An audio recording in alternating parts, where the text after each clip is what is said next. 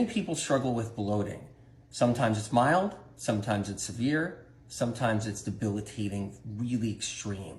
Now, almost everyone has a bloating problem at some time in their life. And the reason why, because inside their stomach, they got these stomach glands. And these stomach glands is what produces your HCl. They sit inside of your stomach and they weaken over time.